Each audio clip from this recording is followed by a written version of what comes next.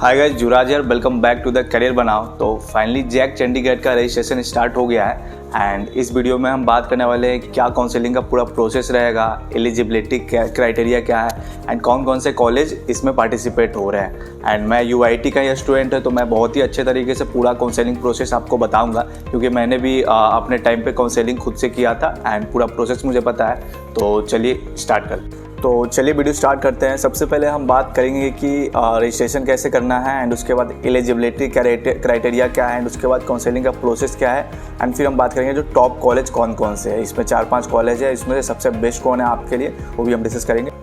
तो देख सकते हैं कि हम इस जैक चंडीगढ़ admission.nic.in वेबसाइट पे आ गए हैं। यही इसका मेन वेबसाइट है एंड उसके बाद आप यहाँ देख सकते हैं कि यहाँ पर कैंडिडेट एक्टिविटी बोर्ड है, ऑनलाइन रजिस्ट्रेशन एंड फ़ी। इस पर आप क्लिक करोगे तो आप ये रजिस्ट्रेशन वाला पोर्टल पे चले जाओगे एंड आपने अगर पहले से कर रखा है तो साइन इन करने का ऑप्शन आ रहा है।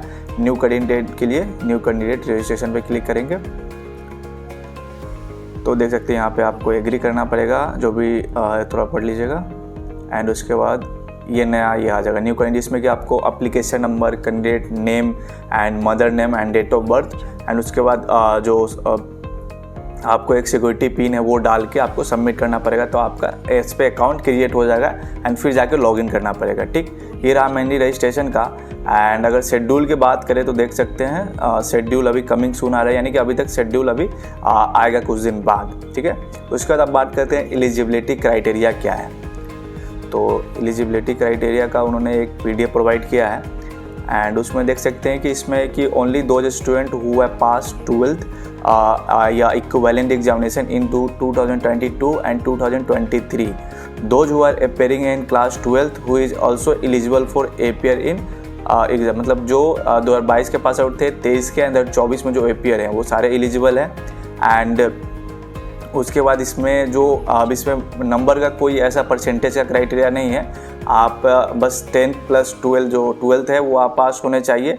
कोई क्राइटेरिया नहीं कि 75% आपको चाहिए ही चाहिए। एंड 5 सब्जेक्ट होना चाहिए एंड सब्जेक्ट में आपका हिंदी, इंग्लिश, फिजिक्स होना चाहिए, मैथमेटिक्स होना चाहिए एंड केमिस्ट्री, बायोलॉजी कोई भी हो वो चल जाएगा। ठीक, एंड उसके बाद ये देख सकते हैं ये डिप्लोमा वाले जो स्टूडेंट है उनके लिए भी यहाँ पे ओपन है रजिस्ट्रेशन, लेकिन बस एक कंडीशन है कि उनके पास मैथमेटिक्स कंपलसरी सब्जेक्ट उनके एकेडमिक में होने चाहिए। ठीक, तो ये था एलिजिबिलिटी क्राइटेरिया एंड इसमें और भी नीचे देख लेते हैं। एंड कुछ स्टूडेंट ऐसे हैं जो कि कंपार्टमेंट दे रहे हैं, मतलब कि जिनके कुछ सब्जेक्ट में कम नंबर आए हैं या पास नहीं हुए, तो अगर वो कंपार्टमेंट दे रहे हैं एंड काउंसलिंग का जब तक रजिस्ट्रेशन डेट है उससे पहले अगर उनका रिजल्ट आउट हो जाता है तो वो एलिजिबल हो जाएंगे। लेकिन अभी भी वो रजिस्टर कर सकते हैं, लेकिन जब तक रजिस्ट्रेशन का लास्ट डेट है तब तक उससे पहले उनका रिजल्ट आ जाना चाहिए, तो उनको भी कंसीडर कर लिया जाएगा। ये था मेनली एलिजिबिलिटी क्राइटेरिया। अब जानते हैं कि पूरा काउंसलिंग का प्रोसीजर क्या रहने वाला, जो कि सबसे इम्पोर्टेंट है। काउंसलिंग का फ़ी का देख लेते हैं कि यहाँ पर जनरल कैटेगरी के लिए काउंसलिंग फ़ी है 2800 एंड SC ST या PWD कैटेगरी है उसके लिए 1400 फ़ी है एंड जो कि नॉन रिफंडेबल है, यानी कि आपका वापस नहीं होगा। काउंसलिंग में आपका कोई भी अगर सीट नहीं मिलता है तो ये आपको फ़ी पे करना पड़ेगा जब रजिस्ट्रेशन करोगे। तो जो आपका काउंसलिंग होने वाला है टोटल 5 राउंड में होगा, जिसमें कि 3 रेगुलर राउंड होगा, एक स्पेशल राउंड होगा, एक स्पॉट राउंड होगा। स्पॉट राउंड काफ़ी मेन रहता है क्योंकि उसी में चांस रहता है कि काफ़ी लो रैंक पे आपको बहुत ही बढ़िया ऑप्शन मिल जाए, तो वो भी देखेंगे हम लोग। तो इसमें देख सकते हैं कि यहाँ पे आपका फर्स्ट राउंड कैसे होगा। तो सबसे पहले आपका ऑनलाइन रजिस्ट्रेशन करना होगा, जैसे कि अभी रजिस्ट्रेशन का मैंने आपको बताया। उसके बाद काउंसलिंग फ़ी पेमेंट करना पड़ेगा, जो भी फ़ी है, जो 2800 जनरल एंड 1400 है आपका कैटेगरी के लिए।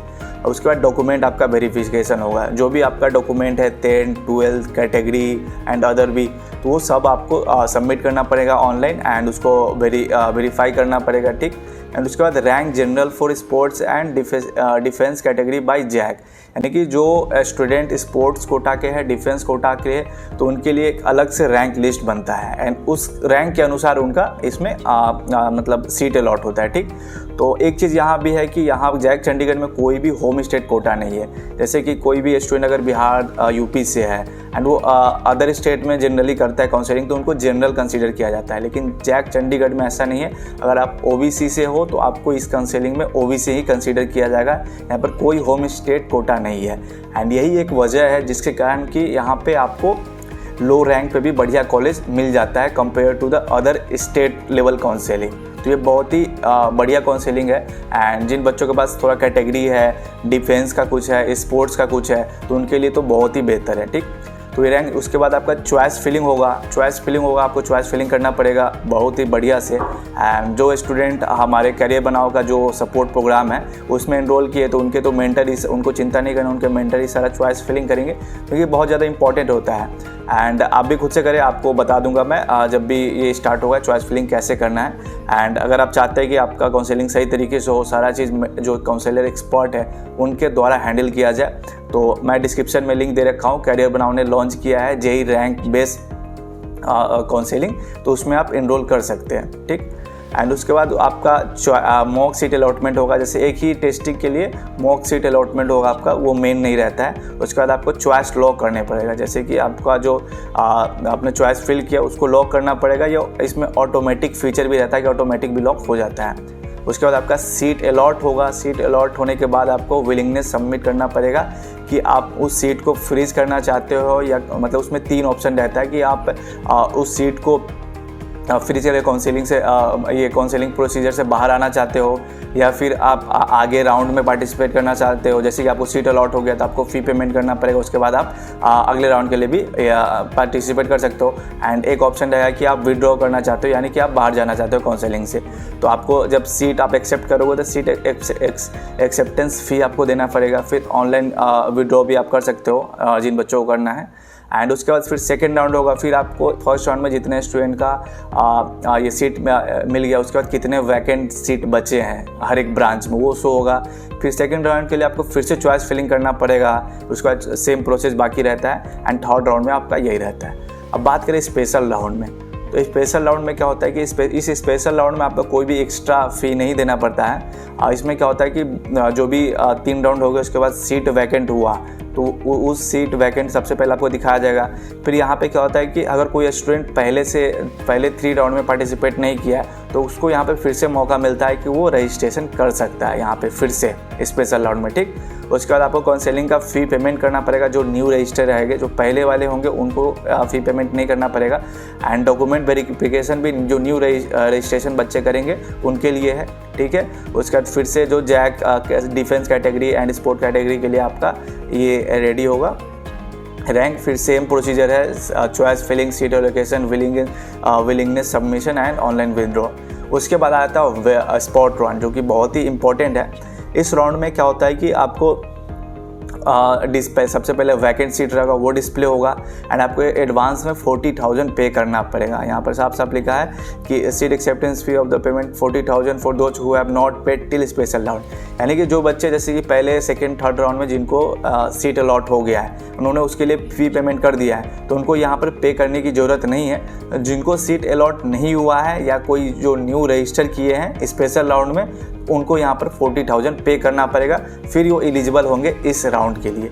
फिर से इसको आपको चॉइस फिलिंग करना पड़ेगा, फिर सीट अलॉटमेंट होगा एंड फिर आपको रिपोर्टिंग करना पड़ेगा कॉलेज में जाके। ये फाइनल रिपोर्टिंग वाला कॉलेज में जाके ही करना पड़ता है। ठीक, तो ये सारा पूरा प्रोसीजर रहता है। एंड स्पॉट राउंड बहुत ही ज़्यादा इंपॉर्टेंट रहता है, क्योंकि इसमें जैसे कि बहुत हाई चांस रहता है कि आपने अगर सही से चॉइस फिलिंग किया तो आपको लो रैंक पे बढ़िया कॉलेज मिलने का स्पॉट राउंड में। जो कि काउंसलर एक्सपर्ट होते हैं वो काफ़ी जानते हैं अच्छे तरीके से, क्योंकि वो हर साल बहुत बच्चों का काउंसलिंग कराते हैं।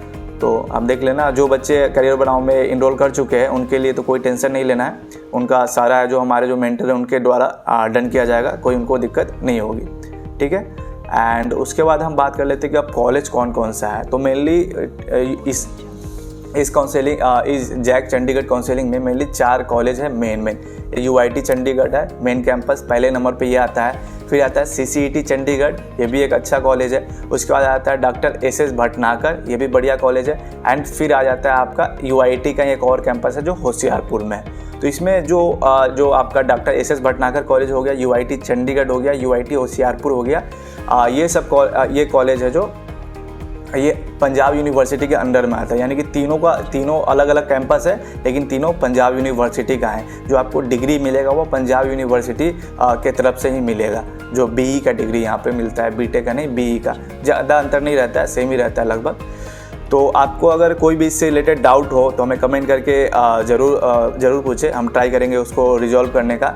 एंड वीडियो को लाइक कर दें एंड कैरियर बना को सब्सक्राइब कर दें, क्योंकि हम पूरा जैक चंडीगढ़ का जो भी जैसे जैसे अपडेट आएगा वो सब चीज़ आपको शेयर करूँगा।